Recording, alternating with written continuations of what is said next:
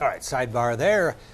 Neama Rahmani is with us, former federal prosecutor, all-around great guy and super smart fella. I assume you're out in Los Angeles. Neama, great to see you. It's been a while. What is your take on this case, this self-defense, defense of another, by this store owner, Rick Chow?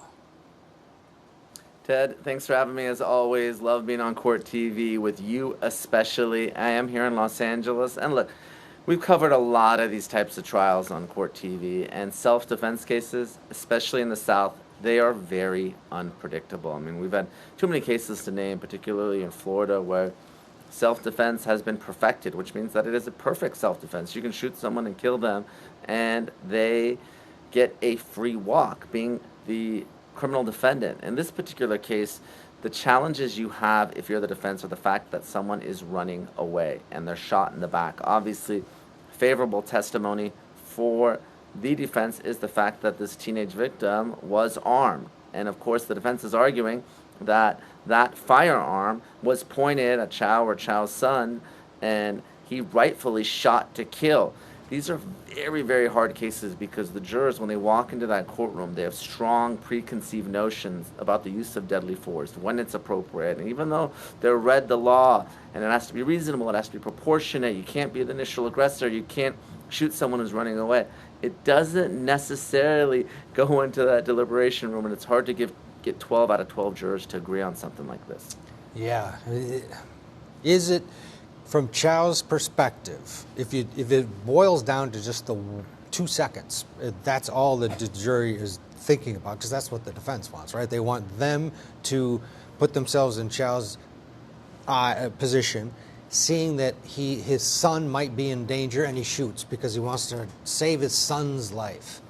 But what about all this? What about the fact that they never should have been chasing this kid? He didn't steal from him.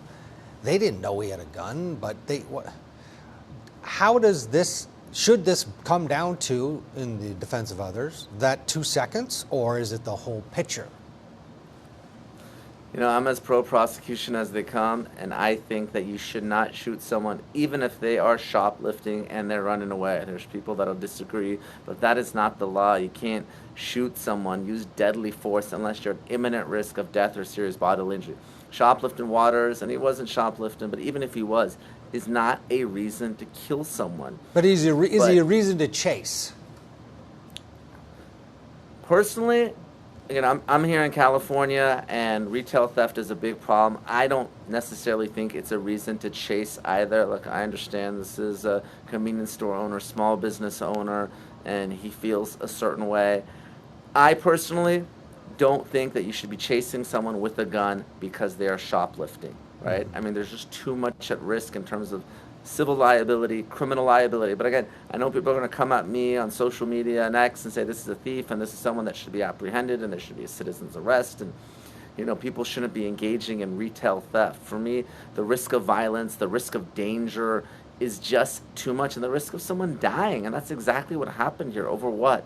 You know, stolen bottles of water, if that, at worst, right? And it doesn't even appear to be, nothing was stolen. So, you know, I just really don't understand. It's just an unnecessary tragedy, and I mean, that's the problem when people have weapons, you know, in situations that don't merit it, and they shoot. So this is a tragedy that could have been avoided, so I do think that he should be prosecuted, and it's not justifiable self-defense, Ted.